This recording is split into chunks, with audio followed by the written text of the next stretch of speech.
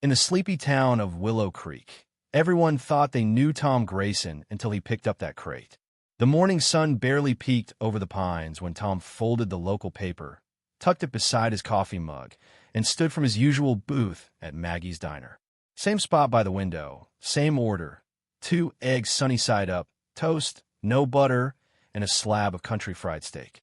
He left a 20-fan tram tip in exact change, folded neatly under his plate, like always. Maggie, who'd run the place since her dad passed, gave him a quick nod. Tom tipped his faded army cap back. That was their deal, no words needed. By 7:15, he was strolling down Maple Street, his cane tapping the uneven sidewalk, the spring air carrying a hint of lilac and damp grass. Tom passed the post office, the hardware store, and stopped at the community center where a cardboard crate teetered on a dolly by the door. Jake, the young mechanic, stood there, wiping grease off his hands. "Morning, Chief," Jake said, half grinning. The nickname stuck since Tom taught him to fix a carburetor at 16. "You waiting for a permit or just staring at that crate?" Tom teased, already gripping one side. Jake chuckled, grabbing the other. "Books for the school fair," he said. They lifted together, Tom's bad knee creaking, his grip steady despite the years. Inside, Tom greeted folks as they passed. "Morning, Pete. Knee acting up?" "Mrs. Carter." Each name landed warm, asking for nothing back. Across the street, behind lace curtains and porcelain dog figurines, Linda Harper adjusted her glasses, scribbling in her notebook. She peered through binoculars, lips tight, missing nothing. Meanwhile, Sarah Nguyen, a high schooler with a camera, caught the scene from the bus stop. She wasn't planning to film, just messing with angles, but Tom's quiet ease with Jake, the way folks smiled at him, made her hit record. Inside the center, Tom set the crate down, nudging it square with the table's edge like it mattered. Jake clapped his shoulder. "Save my morning, man." "You'd have managed," Tom said, or called Maggie to glare it into place. Jake laughed, heading off. Tom paused to tie a kid's shoelace by the benches, the boy's dad offering a cautious nod. That afternoon, Tom fed the stray tabby that showed up at 4 o'clock sharp, made a plain sandwich, and settled into his recliner where the sun hit just right. A green HOA envelope waited on his doormat. He read it quietly, saw unauthorized lifting of non-approved objects on HOA property. Violation 3C. Saw signed, Linda Harper, with a blurry still from Sarah's VY Deo. Tom folded it twice, tucked it into a battered tin box under his bed next to old Army medals, a funeral program from 75, and a sealed letter marked "Sock Desert Storm 91 Saw." He slid the box back into the shadows. Linda, in her spotless kitchen, dialed the HOA board, voice sharp. "We follow rules, no exceptions." To her, rules weren't just guidelines, they were everything. At the board meeting, she sat ramrod straight, clutching a folder labeled "Saw Compliance Issues Saw." The room felt heavy, the sun slicing through blinds. Mr. Dawson and Mrs. Rivera, the other board members, flipped through old notes, half listening. Linda cleared her throat. "Tom Grayson, observed lifting again. Regulation 3C, line 7. I issued a citation, but we need stronger action." Dawson scratched his neck. Wasn't he just helping Jake with those books? "Intent doesn't matter," Linda snapped. "Rules do." Mrs. Rivera sighed. "Linda, we've got bigger problems: graffiti, cracked sidewalks." Linda's folder slapped shut. "It's not personal. It's protocol." Hours later, at the town park, Linda spotted Tom adjusting chairs under a Pa VY lion for old Mrs. Elsie, whose hands shook too much to manage. "Mr. Grayson," Linda called, voice like a whip. "We need to talk." Tom turned, slow and calm. "Morning, Ms. Harper. You've been seen lifting again. This is your second offense." Tom glanced at the chair. She needed to sit. "That doesn't excuse breaking code," Linda said, handing him another notice. Elsie frowned, confused. "Is this about the chairs?" Linda ignored her, heels clicking as she left. Sarah, hidden behind a shrub, filmed it all, her lens catching the tension. Tom tucked the paper into his pocket, smiled at Elsie, and set out another chair, just in case. That night, Sarah showed Jake the footage in his garage, the air thick with oil and honeysuckle. Jake's jaw tightened. Linda's always been a rulebook with a pulse. Find my kid for chalk drawings once. He tapped the screen. But Tom? He's the guy who shows up when your life's falling apart. Taught me patience, fixed my first engine. Makes you feel safe. Alone in her room, Sarah rewatched the clips Tom helping Elsie, dusting off a seat, kneeling like he still carried a soldier's discipline. She started editing, naming the file, Saw the Man Who Carried Us Saw. By morning, her VY Deo, set to soft piano and ending with the quote, Saw real strength doesn't beg for notice Saw, hit the Willow Creek community page. It exploded to 20,000 VYUs by noon. At school, Sarah watched comments flood in. Saw he fixed my gate after a storm. Saw push my car out of a ditch. Saw gave my girl a bike. No fuss. Saw kids crowded her desk, stunned that the old guy with the cane was more than he seemed. At Maggie's, Tom ordered as usual, but the air felt different. A trucker gave him a salute.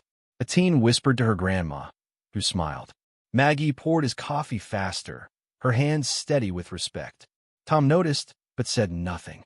Linda, though, saw the VY Deo during her morning scroll. It stung, the music and pacing making Tom seem heroic. She emailed the group admin. Saw remove this footage. Privacy violation. Saw the reply. Saw content stays.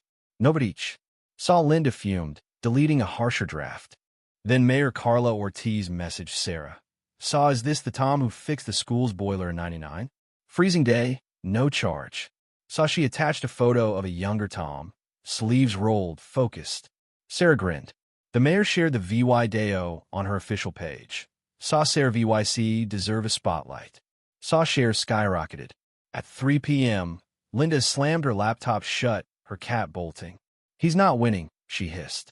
The spring fair came, Willow Creek alive with tents, kettle corn, and kids chasing balloons. Mayor Ortiz, backstage, clutched note cards, nervous. Sarah's new VY Deo Tom, fixing a fallen flag with military precision, stuck with her. At noon, she took the mic. We're here to celebrate spring, but also the hands that hold this town together. Heroes who don't ask for applause. She looked at Tom, standing quietly with Jake, holding a lemonade. In '99, one man fixed our school's heat on Christmas Eve. No pay, no kids his own there.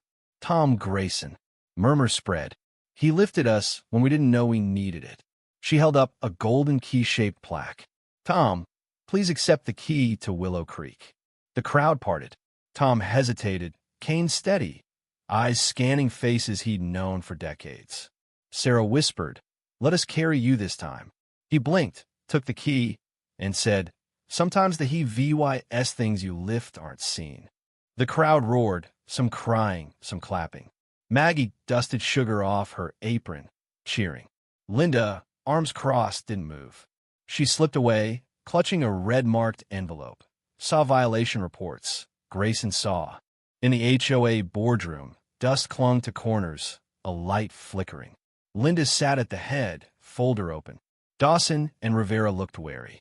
Tom's actions undermine our authority, she said. Un sancionedad no permits.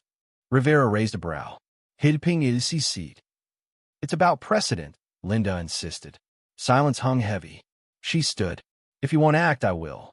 The next morning, she marched to Tom's porch, where he sat with lemonade. Mr. Grayson, you've been seen performing unpermitted acts, fixing mailboxes, MOVYing chairs. Tom sipped his drink. You mean helping? Regulation 7B, subsection 3, she said. Sarah, across the street, filmed quietly. Tom set his glass down. I don't need permission to do good. Linda's eyes narrowed. Final warning. She left, heels snapping. That night, Sarah posted the clip, raw and unedited. So I don't need permission to do good. Saw became a rallying cry, scrawled on sidewalks, printed on shirts.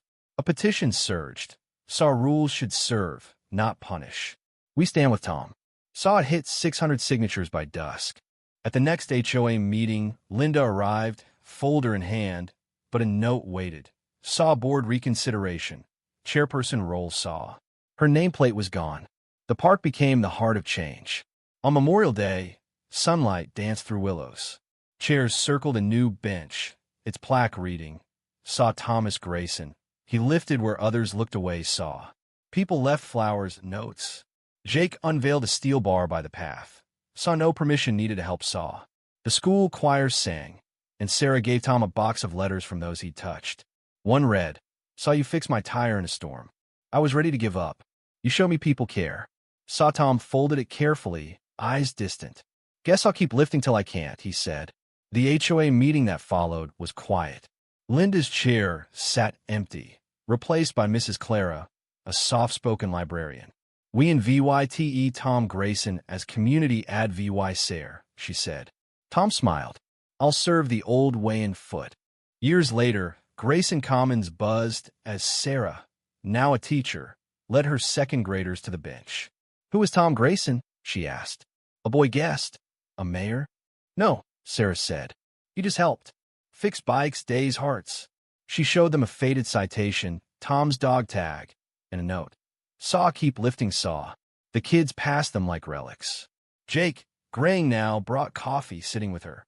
A boy, eyes wide, said, "I want to be like him." Sarah smiled. "You already are." The willows swayed, and Willow Creek felt whole. Was Linda just a stickler, or did she have a point about rules keeping order? Should Tom have fought harder against the HOA, or was his quiet defiance enough? What would you have done in Sarah's shoes? Film and share, or stay out of it? Drop your thoughts below, hit like if this story moved you, and subscribe for more tales that spark debate.